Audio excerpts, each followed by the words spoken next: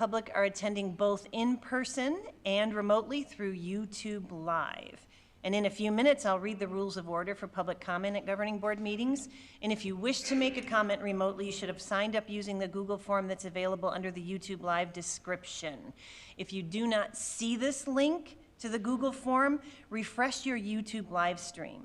And if you're attending in person, this purple form is required for our minutes. And they are available to you on the table in the back of the room. I do want to call this meeting to order. It is Tuesday, September 24th. It is 6:30 p.m., and this is a regular meeting of the Catalina Foothills School District Governing Board. If you would all join me for a moment and stand with the pledge. I pledge allegiance to the flag of the United States of America and to the republic for which it stands, one nation, under God, indivisible, with liberty and justice for all. Okay. Little voices. All right, I'm going to go ahead and read the complete rules of order for comment at governing board meetings. The governing board welcomes public comment at its meetings by providing 2 opportunities for the public to address the board. If your topic of interest is not on the agenda, you may address the board during the public comments time slot near the beginning of the meeting, or if the topic is on the agenda, you may speak just prior to the discussion of that agenda topic. If you're joining remotely and wish to make a public comment, you should have already submitted the Google form provided with the YouTube link. For those attending in person, please hand this form to our board secretary, Amy Sams, over there. The information that is requested on the form is required for our meeting minutes. I'm going to call on speakers when it's their turn to address the board. Each speaker, we're going to go ahead with 3 minutes this evening. If you want 3 minutes this evening, since we only have what looks like 3 speakers, 2 in our meeting here tonight and 1 online. As a reminder to, the sound of the buzzer indicates the end of your time. In the event of a large number of speakers, the board may need to limit that time so they can conduct the business on the agenda. And generally, when we have a large number of speakers, we'll adhere to a 2-minute limit. By law, the board cannot discuss, consider, or vote on topics that are not on the agenda. This assures the community they're aware of the topics that will be discussed. If you wish to discuss a topic through written communication, the board members' contact information can be found on the district's website. We appreciate the community's attendance and comments at this meeting, and thank you for coming. All right. We are going to go into the really, really fun part of this evening, which is item 1.4, the CFSD Deep Learning Showcase, which is a celebration of quality teaching. And we have with us this evening the Shelter Pet Art Project. Yes, it is my pleasure to introduce our first Deep Learning Showcase of the year, the Shelter Pet Art Project. We celebrate how student learning extends beyond the classroom and makes a difference in the broader community. Art teachers Devin Ingley and Julie Fouts from Ventana Vista and Manzanita and Ventana Vista respectively have partnered with the Humane Society to launch a new art project featuring 5th grade student portraits of animals up for adoption.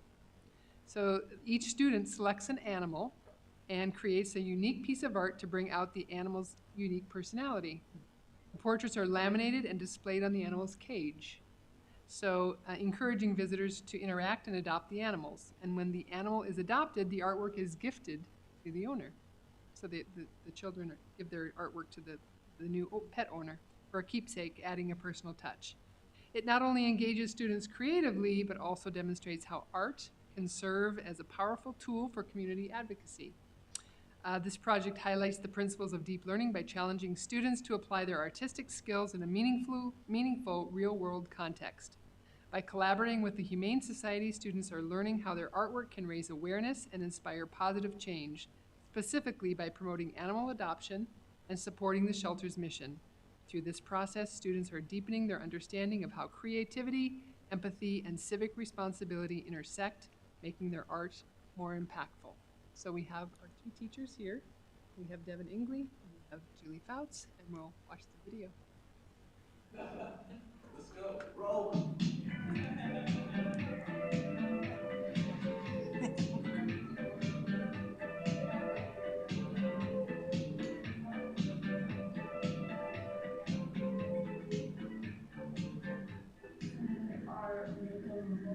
these pictures of animals that are going to be put up at this Humane Society. And they're going to display them right next to the teachers to try to get them adopted. Well, I think the artwork just like helps the people see what dogs can really be or animals. We have this standard in the national standards that talks about connecting community. And that's always been a really hard one for us since we're like both in our own schools. How can we give back to the community and display our work? And she had this idea and I was like, this is great, let's go with it. You know, how can we use our art to advocate for animals? I reached out to the Humane Society and within 30 minutes they were emailing back going, we love this idea, let's do it. And oh my goodness, they have fun now. That's beautiful. I thought of it as, I'm not very good drawing, but I'll do my best, and hopefully I can make this animal get adopted. That's a German Shepherd. I love German Shepherd. They're all so fluffy. And it's the name of one of my favorite superheroes. What else is there? Looking for the dogs that have been there a long time, and for some reason like aren't getting adopted, because this dog has a bunch of like good details and personalities, but he's not getting adopted, so I was mainly going for those types of dogs. But I think it was really important for our students to begin to understand like something that they create can actually have an effect on the community, right?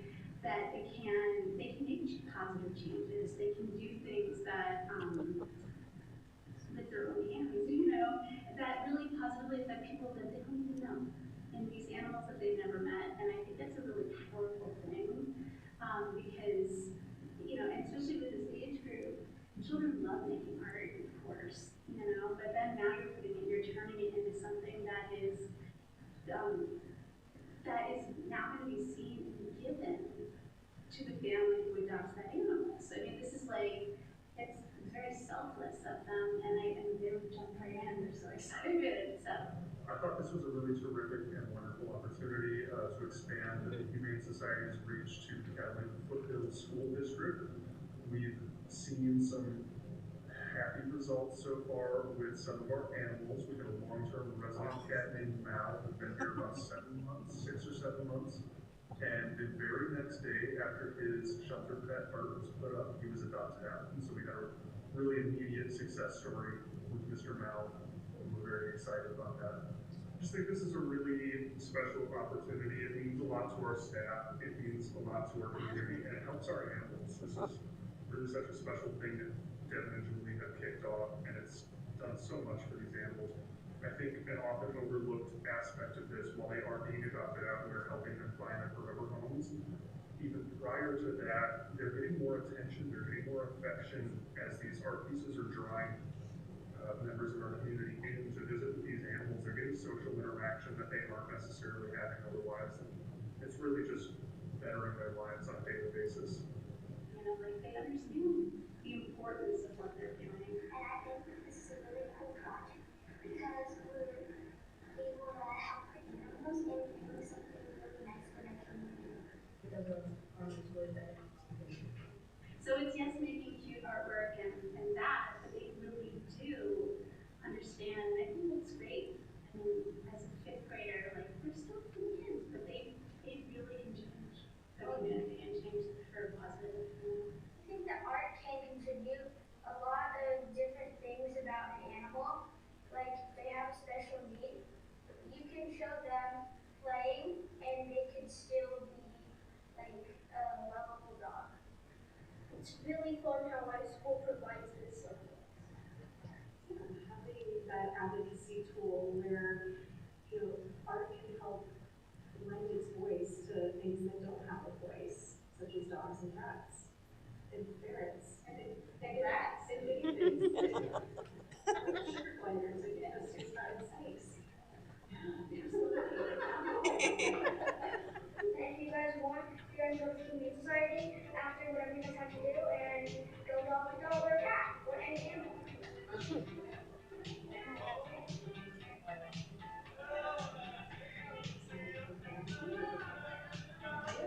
Sure.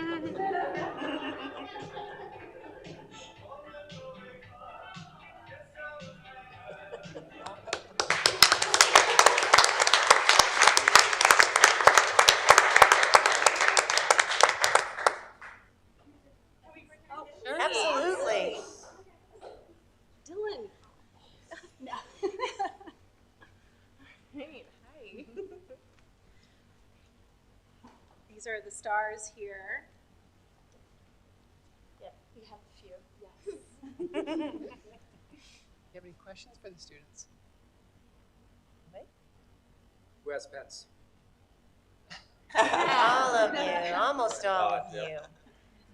Well, you guys taught me something I did not know. I did not know that the Humane Society actually adopted out snakes and reptiles. I always think of them as cats and dogs, but they obviously run the whole gamut.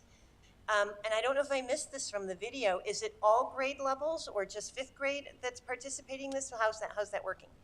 It's just fifth grade. Just fifth grade? Yeah, this was our first, with the amount of kids that we had, and we figured we could kind of cycle through because we wanted to have the new portraits going in, rather than just having it be a one-time thing, because animals get adopted, and so we just focused on fifth grade, and it's been really amazing. So. Wonderful. How did the two of you think of doing this as a joint project? We do everything together. We kind of know each other. Yeah. We collaborate a lot. Yeah, and it's been great because because we're both art teachers in the district. That's great. We've also become really good friends, which I think is helpful.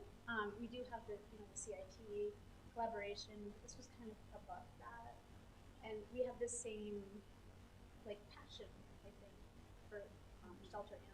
And this was something that we knew that our students would really be excited about. So, yeah. So how many of you kids have been able to talk your parents into adopting your pictured animal? No, you tried. Any of you? No? See, now you need to write a persuasive essay on why you should be able to adopt the animal that you pictured. Always adding to the assignment. Always. There's different levels. Extending the assignment, isn't that what it's called? So I'd love to ask, would you recommend that your teachers do this kind of assignment with next year's fifth graders? Definitely. Yes. Why? Well, it is very helpful and it makes connections between kids and animals, and it always helps people helps people feel like they have an impact on the world, which also helps mostly animals, which gets them their forever homes. It also helps it helps kids help and give back to their community for all that their community is giving to them. And how does that make you feel? Awesome. Yeah. I think you're all pretty awesome. Yeah, with pretty awesome teachers as well. Well done. So we need to take a picture of this group.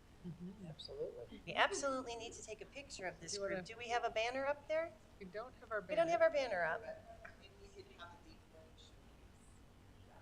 Oh yeah, right in front of the monitor.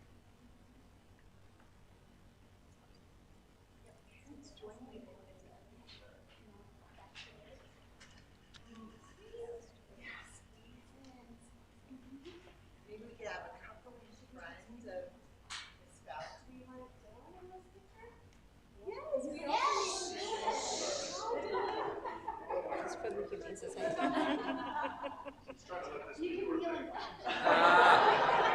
Guy's tall. Wow.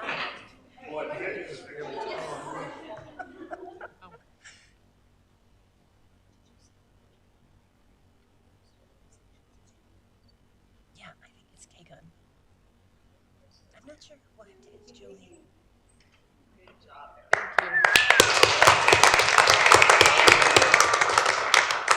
Thank you so much for bringing this to us. This is one of our favorite features of governing board meetings ever. I would like to add, if I may, since I know Dylan's here from the Humane Society, I take it that you don't want to come up front earlier, but I just want to say a huge shout out to you and your colleagues at the Humane Society. I think it's pretty spectacular that you're willing to partner with us. And I know that probably added to what is already a very busy workload. I think that this collaboration, this community school collaboration is just really important for everyone involved. And so thank you very much for taking that time and effort to do so. Hear, hear.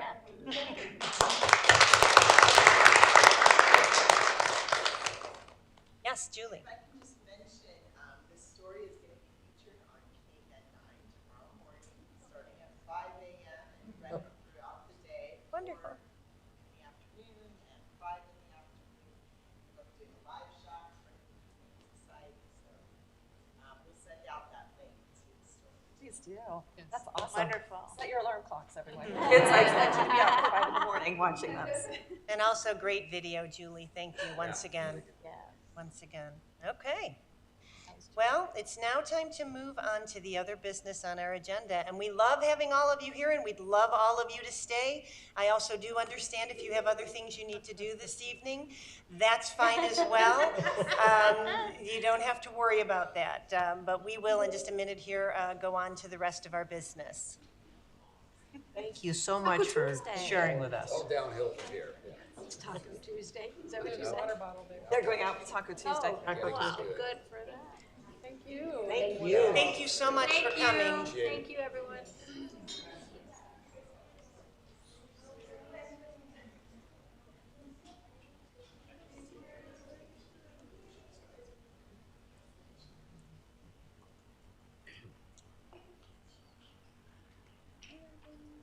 Okay, just the word.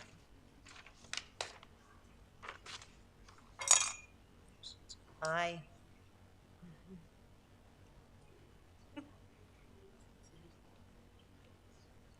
Okay, we're going to go ahead and move on to our public comment portion of the meeting. As I mentioned, we have 2 people who are in the room and we have 1 person online. I'm going to go ahead and just take care of the 2 that are in the room, and then we'll move online. And I'm going to start with Dana Fletcher, who is a CFSD parent and resident. Hi, Dana. Hello. My name is Dana Fletcher. I'm both a CFSD parent and resident. My husband and I want to thank you for hosting Parents for the Superintendent Listen and Learn. We thought that it was an awesome event and highly recommend that it continues, as it was really great for folks to meet from across the district and share concerns directly. It does seem as though the #1 topic on parents' minds right now is kids' safety, both in-person and digital safety. And thank you for the swift responses and communication improvements that the district has made related to recent social media threats. I know we all hope that these incidents are behind us. Also, multiple parents in the sessions have brought up the fact that their student was concerned to use the restrooms at the high school due to vaping and drug use. Additionally, middle school kids are being introduced to vaping at school, and this is a widespread issue, not just at CFSD, but it's among youth right now. And so I think we're just curious, what is the district's plan to prevent vaping and drug use in our schools? Additionally, smart devices in schools are a huge distraction and concern, not only cell phones, but smartwatches and the like. We have heard from students, teachers, parents across the district that this is pervasive, and the research shows that it's a disruption to learning, as I'm sure you all know. And now school districts across the country are starting to ban smart devices in schools. So we're just also curious, what is the school district's plan moving forward to address the issue there? And then lastly, a big topic was around teacher retention, and I know this is top of mind for you all. I've heard feedback from teachers in the district that it is difficult to even take a day off of work due to shortages in appropriate substitute staffing. So I know we do a great job with teacher training and benefits at CFSD, but I think we can do better. So just wanted to bring that to light. Thank you for your time, and please continue with the Listen and Learns across the district, even beyond this year and beyond your first 100 days. I think they're really, really amazing, and we really do appreciate how much you all care for all that you do and for putting the students first. So thank you. Thank you. All right, our next speaker is Chris Ackerley, our Pima County Treasurer. Good evening, President Jackson, board members, Superintendent Bartlett. Thank you for allowing me to take a few minutes to introduce myself. I am Chris Ackerley. I'm your Pima County Treasurer. And so in that position, I effectively act as the president of a medium-sized credit union, of which you are one of my clients. Yep. And so we handle all of the banking for all of the school districts and fire districts and other jurisdictions throughout the county. And I took over from Beth in April when she retired. Beth had served as our county treasurer for the past 24 years. I'm excited to take over. And I was grumbling that, you know, we don't get a whole lot of human contact from our servicing banks. So I decided that over the course of the year, I would make it a point to visit each one of the jurisdictions I serve's board meetings sometime throughout the year. So just an introduction, I wanted you to know that there are humans in the office. And if you ever have any questions, please feel free to reach out to me and work through whatever issues we have. So thank you very much. Well, thank you. And thank you. All right, it looks like what is our last public speaker tonight is online, Braylon McKinley. And Braylon, if you want to empower your camera, you can, but certainly unmute yourself. Can you hear us?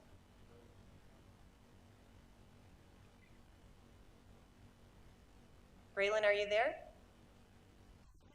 Okay.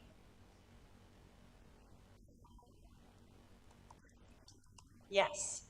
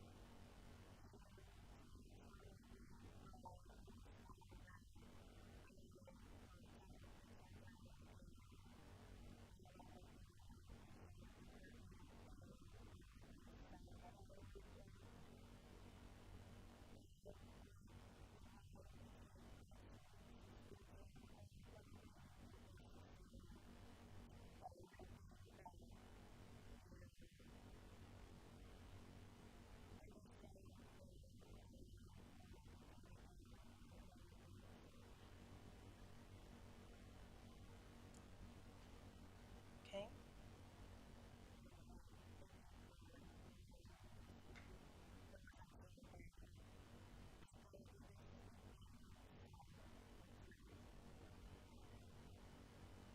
Okay.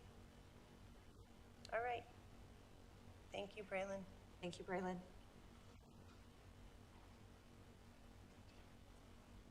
All right. I have no further public comments.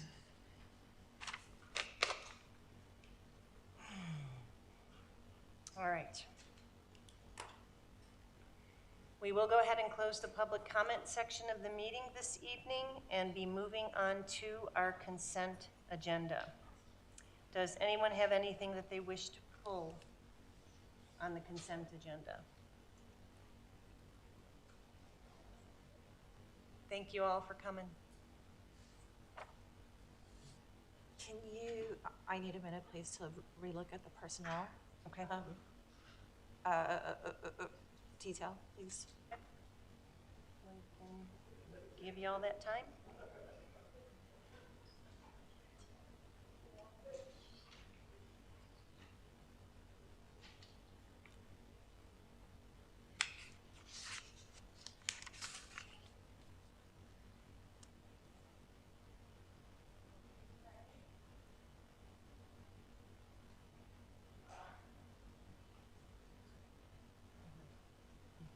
Is it the extras? It's in the extras, yes. Ah. That's what you're looking for. Okay, thank you. Mm-hmm.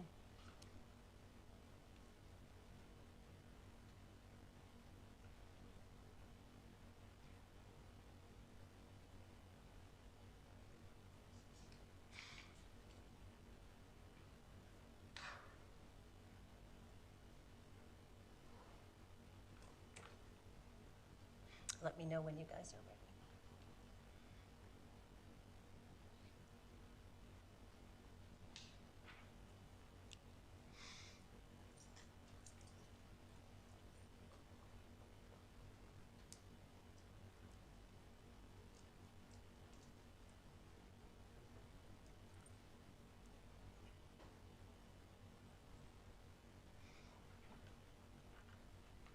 You're gonna pull something?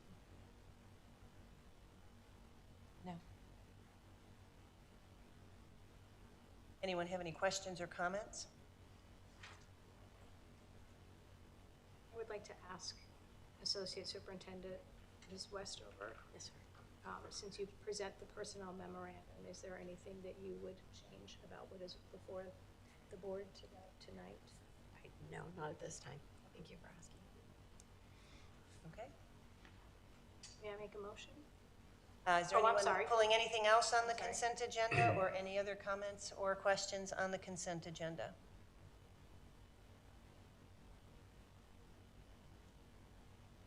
If do not, this- oh, go ahead. Go Well, ahead, I was Carol. just thinking, we do this 3.7, the bylaws, we do this every year, right? That is correct. Yes. It's not a requirement, there's no statute that it makes it a requirement that you review them, but we do. We have our Director of Finance, Lisa Tatel, review them annually, and by submitting that, she has assured us that they have met compliance. Well, they can change their bylaws, so that's, Correct. My recollection, you might remember this, Carol.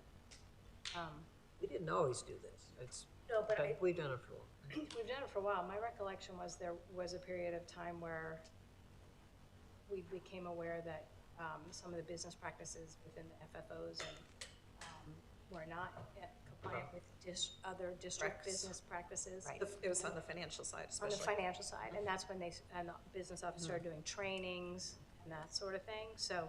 Well, it's not just the, excuse me for Yeah, no. interrupting, but it's not just the FFOs, but the boosters clubs and the. Booster Boosters clubs, as you well. know, all of All those of The it. organizations. All of Yeah. it.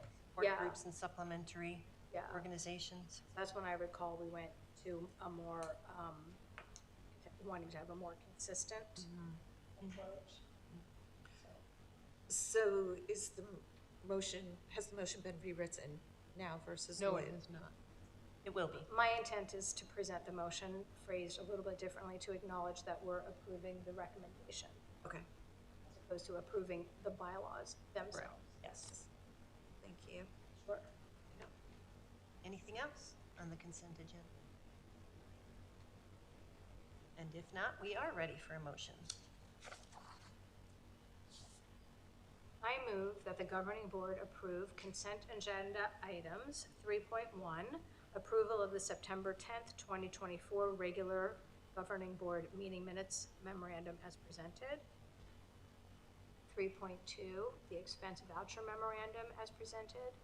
3.3, the field trip request memorandum as presented. 3.4, the fundraising request memorandum as presented. 3.5, the personnel memorandum as presented. 3.6, the acceptance with gratitude of the gifts and donations memorandum as presented.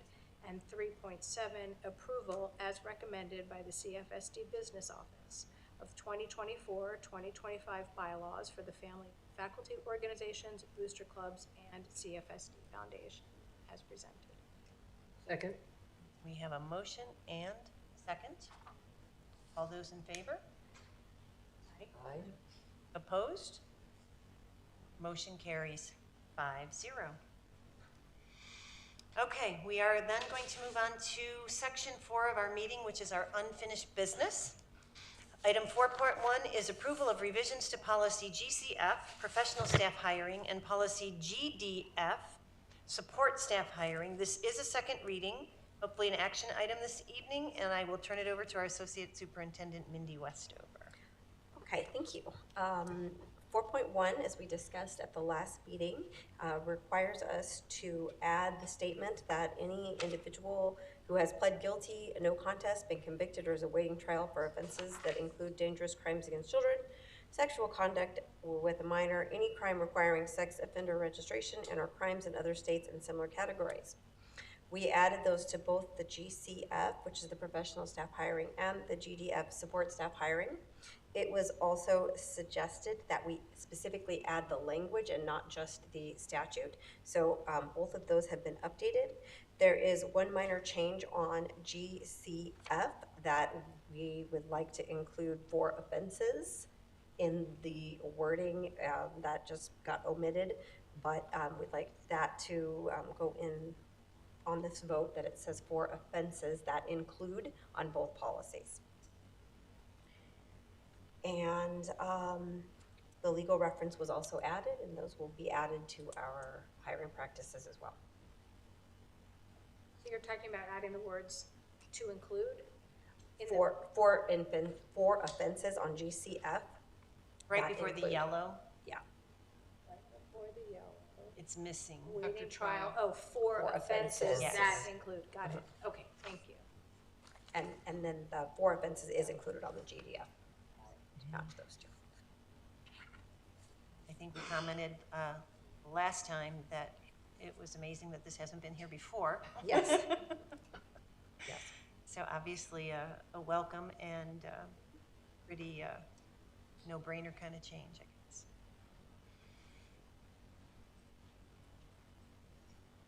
Anyone have questions or comments for Mindy on this?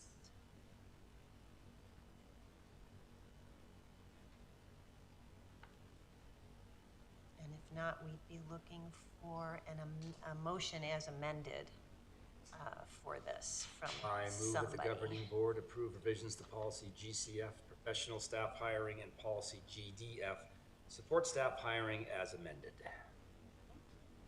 We have a motion Second. and a second. We have a motion and a second to approve these two policies, GCF and GDF. All those in favor? Aye. Opposed? Motion carries 5-0. All right, item 4.2 is the approval of revisions to policy, regulation, and exhibits JHD, JHDR, JHD-EA, and JHD-EB. Yikes. Exclusions and exemptions from school attendance. This is a second reading as well. Thank you. Language has been updated to align with the state statute 15346. And then after the first reading, there was one addition specifically to add the word registered before nurse practitioner to the regulation and both exhibits as it is used in the policy. In addition, the original change to replace certified with licensed in reference to health professionals. So there are 4 places that the word certified was replaced with licensed, and then the addition after the first read was we added the word registered before nurse practitioner, 4 places in JHDR, 3 places in JHDEA, and then 5 places in JHDEB to match the actual policy.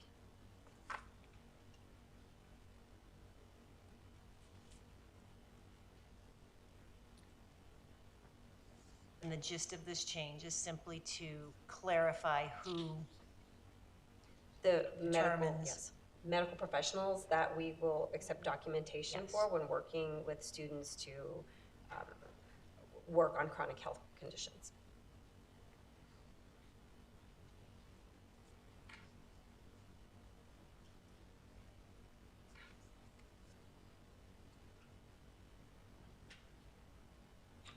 Yep. I move that the governing board approve revisions to policy, regulation, and exhibits JHD, JHDR, JHDEA, and JHDEB, exclusions and exemptions from school board attendance to students as presented. Second.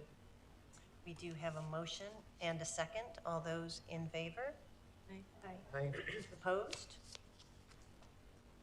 Motion will carry 5-0. All right, we're going to move on to some new business this evening, a couple of new policies for consideration. Item 5.1 is the consideration of revisions to policy JF-ABC, which is the admission of transfer students. A first reading. Cheryl Castro, our Executive Director of Curriculum and Assessment, is at the podium. Here I am, and I am going to do my best, although this would be a perfect place for an homage to the Jackson 5. I'm going to do my best to read those last three letters of JF, A, B, C, and not sing them. So as you're on your board memo on page 49, you'll see that House Bill 2645 added statutory language that requires policy revisions that relate to students who are transfer students, all transfer students, but in particular our foster students who are in foster care. So highlights include the requirements that are listed on page 49, the first 5 bullets there, that refer to calculating and accepting academic credits for these students, whether they're full or partial academic credit, determining which credits count as core or elective credit, meeting with the student within 10 days of receiving their records to update their graduation plan and to provide a written copy to the student and their legal guardians, requiring the previous school to provide complete educational records so that we can determine which credits can be counted as core and as elective credit, and then administering local competency assessments to award either full or partial academic credit to students. So I contacted our counseling department, the department chair, and she told me and confirmed what I already knew. These 5 bullets are already in place in our schools. So when we welcome transfer students in, we already do this part. This is just a part of our natural day-to-day processes. So that's the good news. And then one of the board members asked about the competency assessments, if we have ID'd all of these assessments, if we have them in place. And there's a yes, no answer to that, because each student who comes in comes with such different requirements. Typically what happens, so imagine a transfer student comes in halfway through first semester. What we would do in that case is we want to try to give the transfer student, if they're interested, partial credit for that semester. But maybe if they didn't finish, we can look at the competencies that they did acquire during that time, then write a test that would help them demonstrate competency for the rest of those credits. So I hope that answered the question. So we don't have a whole archive of these tests available because they are fairly, typically if a kid comes in at the end of the year, toward the end of the year, we would give them the final exam, but sometimes the final exams don't address all of the academic standards for the entire year if it's a year-long course. So the teachers would have to take that final exam and then edit it to add in the additional academic standards that weren't in play there. Any other questions about the competency exam? No, but that's a lot of work for That is a lot of work. teachers, that's, which I know they're more than willing to do. They're for the happy to kids. do it for the kids. Doesn't happen that often. Yeah, it really doesn't happen that often. So on page 51 of the policy, if you move to that first page, you'll see that most of there are a few changes there, but those are mainly for clarity's sake or to remove repetitive language. There's nothing about the transfer students on this page. I did get some good feedback from a board member about full paragraph 1 on page 51 and full paragraph 6 on page 51. That's the last paragraph where the language differed. And so what I'll do on the second reading is, instead of saying private or public schools as it's read in paragraph 1, I'll put in public schools, private schools, Arizona online instruction, or homeschooling environment. And then I'll copy that down into the 6th paragraph so that that language matches in both of those areas. You'll see we removed some language there in paragraph 5 because that was repetitive language that copied basically what was in the 6th paragraph. Then as we move into page 52, this is where the main changes were added, as you can see with all of the bolded and underlined language there. And this is referring to students in foster care who transfer in grades 9 through 12. And you'll see in the middle of the page where it talks about pursuant to 15-70104, those 2 highlighted requirements about awarding academic credit. And the difference between this and what was mentioned on the first page is the idea of we have to include alternative methods. We have to get creative, which is something that, oh, a friend. Alternative methods for helping to award credit, whether it's partial or full credit. And then the second point there refers to the idea that we want to take every possible step that we can to ensure that all credits for foster students are accepted as core credits when possible, whether it's through what they actually earned or whether they're going to be taking a competency assessment. We're going to do all we can to help those kids through that. The language keeps going on to page 53. And this is the other major change to this policy. This refers to students who come to us, foster students, who come to us in grades 11 and 12. Given that short amount of time that they have, it would be unfair, I think everybody would agree, to require them to complete all of the graduation requirements that we have for them here at CFSD. And so the new language reads that we may not require a foster child enrolled in grades 11 or 12 to satisfy graduation requirements that are in addition to or higher than those prescribed by the State Board of Education. And someone asked a good question, I think it was yesterday, about what those specific changes would be, and I'll include that language on the second reading. I have a table. Oh, and you have a table, because Dr. Bartlett is on top of it. And so she forwarded to you a table that outlines exactly what the difference is between CFSD's graduation requirements, which are 24 academic credits, versus the state, 22. It shows you that the state does not require credit in physical education, health and wellness, You can do it, say it. and world languages. And world languages. So we'll have them complete the 22 credits for that. And then I added the note too. Justin Robinson actually reminded me of this when I was speaking with him today. All students in Arizona are required to pass the civics test. Right. And so I added that note about how many questions they have to get right or correct out of 100 questions. This is the last year that it'll be 60 questions. Next year, it's going to be 70 questions that they have to. And so I'll add that to the language that we have for this policy in the second reading. And then the only other changes were adding the legal reference to 15701.04 at the bottom of policy, changing the date, and then also adding policy JF-ABDA, not as fun as ABC.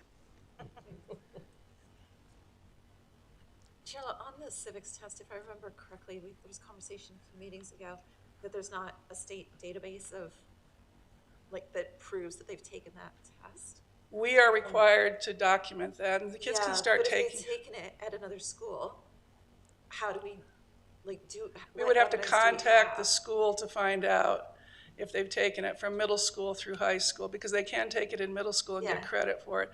So that would be part of that credit check that they do. Okay. When counselors sit down with students and their families to determine which academic credits they've already earned, that's one of the things that's on their list to check off. Have you taken the civics test? And does that show up like on the transcript from the school that they've come from? Yeah, and it shows, well, some of them, yeah. It would have to come on whatever they send, whatever documentation, because I'm thinking of the homeschooling that someone. Yeah, exactly. That's a different set of documents. They do have to provide a curriculum.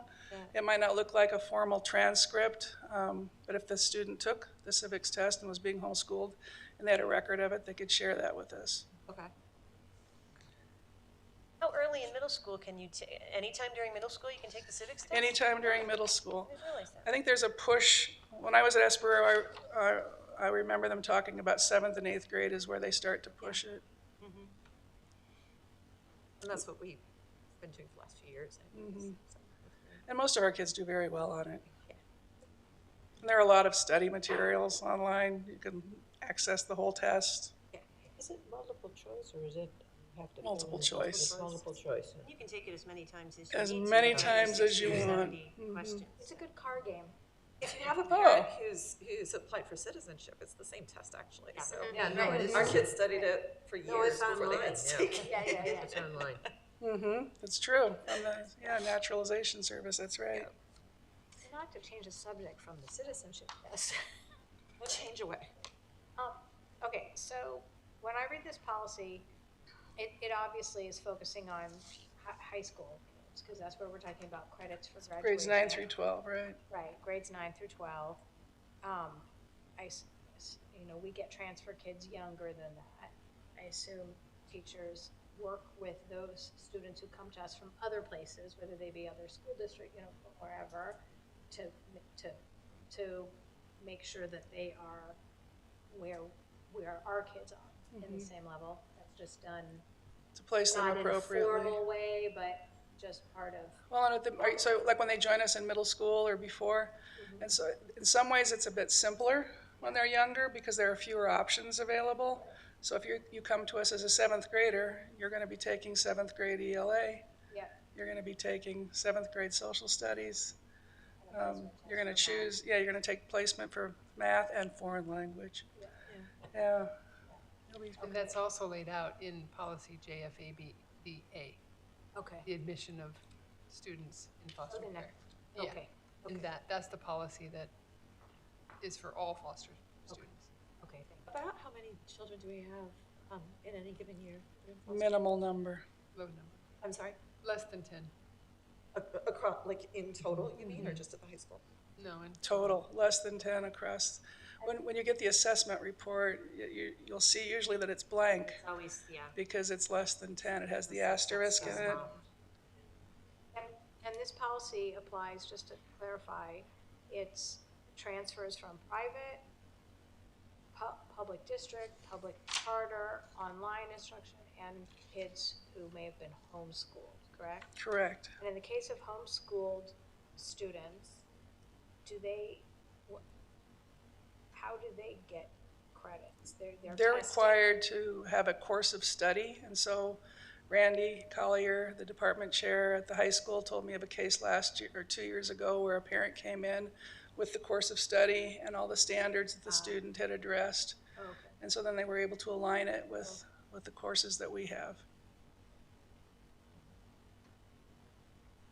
Do we get a lot of homeschool students No. transferring into our high school? That was an anomaly. I remember Mary Jo was involved on that one because it was, Randy called up and said, what do we do with this? I would imagine that's a difficult alignment process. Well, these are all the right kind of changes. Yes, to they make, are. and, the legislation is 100% correct. Foster students contend with a lot as they're going through K through 12, and some of them will switch schools 2 and 3 times depending on circumstances, and the research certainly shows that they get left behind. So anything that we can do to keep them moving forward and help them to graduate from high school is certainly work well done, although I do quite understand that a lot of this is very specialized work and individualized work and does, create a demand on our people, but I think it's probably something that our people are happy to do. Yes, that's what Randy told me, so. Yeah. Right. It's good stuff. Other questions on JFABC? Not gonna sing it? Yeah, I have a mic, it's so hard. So hard not Or a to. mic. Yeah. All right, then, we could move on to Yep, we'll move on to 5.2. JFABDA. This is for the admission of students in foster care. So due to the changes that we made on policy JFABC, there were some changes that were required to policy and regulation JFABDA and JFABDAR. So if you look on page 56, you will see some language that was added under letter F to encapsulate what we just talked about for JFABC. I mentioned that we have to fulfill all requirements related to the admission of students in foster care who transfer schools while enrolled in grades 9 to 12.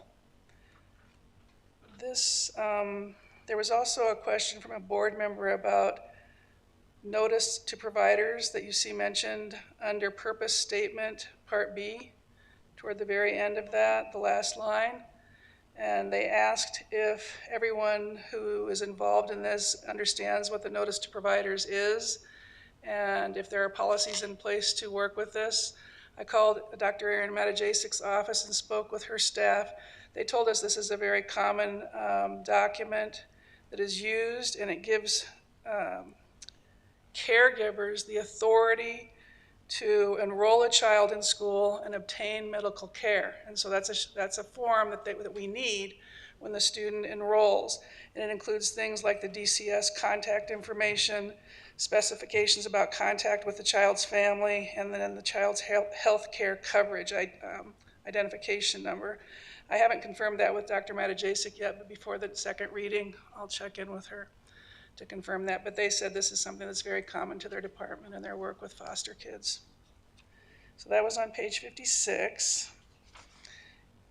And that was the only change to that policy, with the exception of changing the date for the adoption date on the back in anticipation of your approval.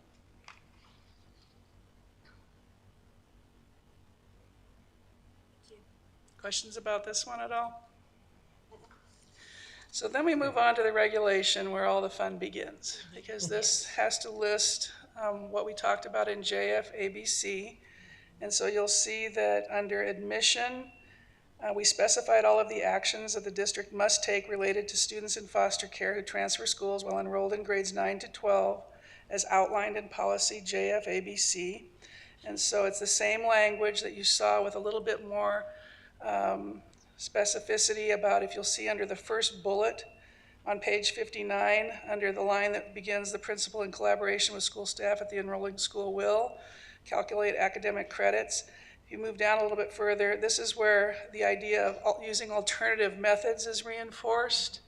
And then it gives an example: a core social studies class for which the student received credit from the school of origin might be counted as a core credit at the enrolling school, even though it may differ from a social studies course at the enrolling school. There are, of course, other examples that we could give, but that gives you an idea of how we might use alternative methods to calculate academic credits. The same language that you saw previously is under those next three bullets. And then if you move to page 60,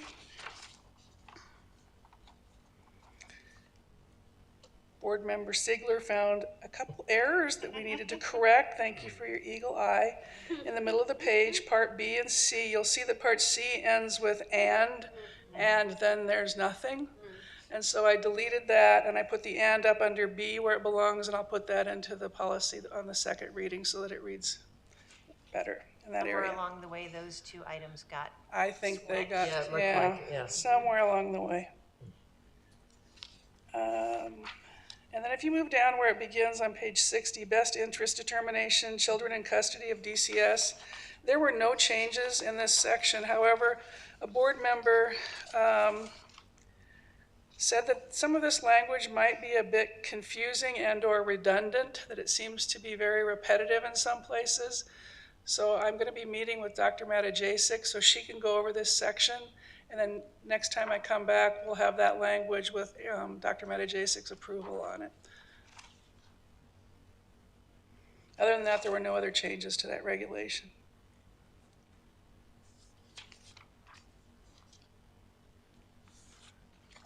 Jill, I'm just going to pick nits on the first bullet point. That IE before the social studies should actually be an EG, because it's one example, it's not. Oh, Mary Jo would have reminded me of that too. Thank you. Shout out to Mary Jo. I was just thinking. You were. I'm sure you were. Sure you were. Next time I'll let you say it first. Thank you. Nice.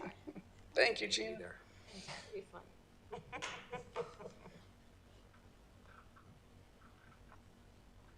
I'll write you a note. Okay. Other questions or comments on this regulation? Oh, sorry, yeah, you do.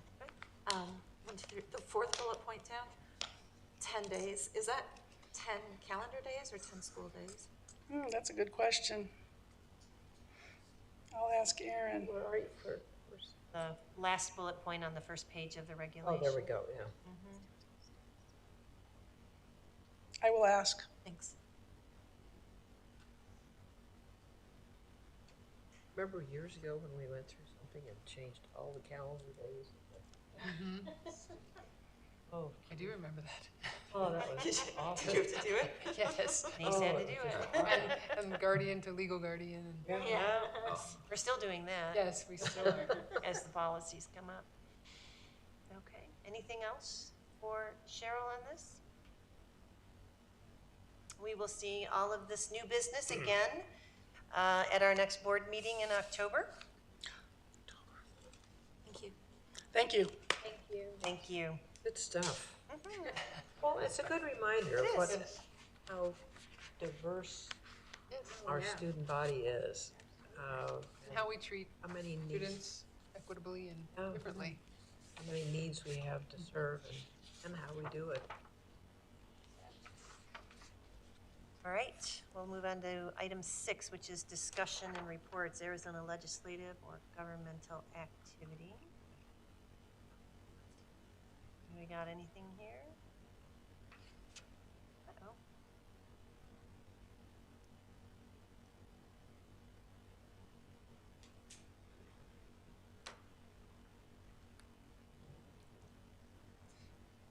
Right. Give me just 1 second here, folks.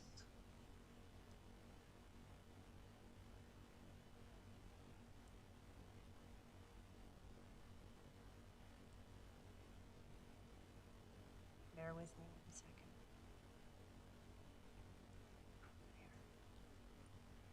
There. Okay. So nothing under item 6. We'll go into item 7, which is future agenda considerations. And yes, agenda planning will be tomorrow at 2 o'clock with Eileen and Doug. Thursday. Is it Thursday? I thought it was Wednesday. Oh, remember I was not able to do Wednesday. It's Thursday. Plot at does 2. thicken. I was working on Wednesday in my head, but maybe I misspoke. Let me see what Thursday at 2 o'clock looks like. It's probably fine. How about you, Doug?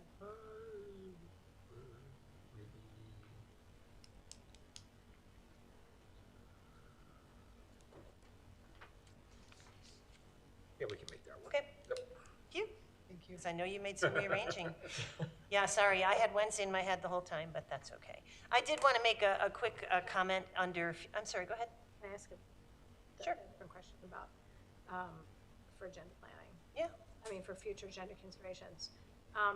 We all probably received an email from ASBA about a proposed amendment to their bylaws and needing Yes. us to vote on that. So is that something, We have that. is that on the agenda already? It's coming up on the agenda already? Yes, it is. Okay. And I just wanted to make a quick comment on future agenda considerations, because there have been presenters in our public comment section of this, of our last meeting actually, as well as parents' emails to the governing board asking to schedule an agenda item on school safety to facilitate an open forum for discussion on the subject in light of recent events. And as I'm sure you may have noticed, there's an executive session scheduled following the public portion of this meeting on just that topic. And I wanted to take a moment to explain why this is being covered in an executive session as opposed to on the regular board agenda. Discussions of specific school safety plans and procedures in a public board meeting can have the effect of making our school sites less safe. While everyone in a board meeting and people listening here generally have the safety of our students and staff at heart, a public discussion will be available to anyone who wants to listen. And even though people, bad actors, if you will, might be able to use that information to get around our security.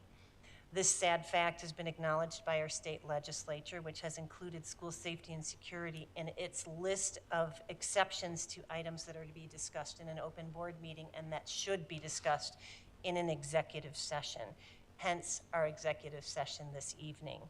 That said, we appreciate all community members who take the time to come here and make public comment, including all your suggestions for the ways that we might make our school district safer. And the same goes for the people that our superintendent and I have been emailing back and forth with over the last couple of weeks. Despite the lack of discussion, we do hear all of these suggestions and consider each of them. Our district administrators and your board consider school safety to always be a top priority, and we appreciate your contributions to the analysis of our safety and security plans that takes place on an ongoing basis as conditions change. We did also want parents and families to have input at their individual schools and as well as at the board level. And as we speak, the Sheriff's Department is scheduling individual safety sessions at each of our schools during the month of October. Actually, the very first one's taking place on Thursday at Orange Grove this week. And I believe by now a communication should have been received by families notifying them when the session at their individual school is going to take place. So please check your emails for this information. This session will give you the opportunity to have your voice heard at your schools, and our Sheriff's Office presenter who has specialized knowledge in the area of school safety can provide you with some of the best practices to aid you in keeping our schools safe and our students feeling comfortable about coming to school. And I assure you, that is everyone's goal here. So with that said, this is the section of the meeting that is set aside for our executive session on school safety pursuant to ARS 38-431.0388. Discussion or consideration of matters relating to school safety, operations, or school safety plans or programs. So we will move into executive session once we have a motion for that, and then we will again reconvene into this session only to adjourn. There will be no future agenda items discussed after the executive session. No action taken. No action taken. Yes, thank you for the language. So if someone would like to give me a motion to move into the executive session? I can do that. Thank you. I move that the governing board move into executive session for discussion of school safety pursuant to ARS 38-431.03A8 as presented. Second. We have a motion and a second to move into an executive session. All of those in favor? Aye. Opposed? Motion carries 5-0. We will move into exec session in just a few moments. Thank you for coming. Thank you so much for coming. So we have a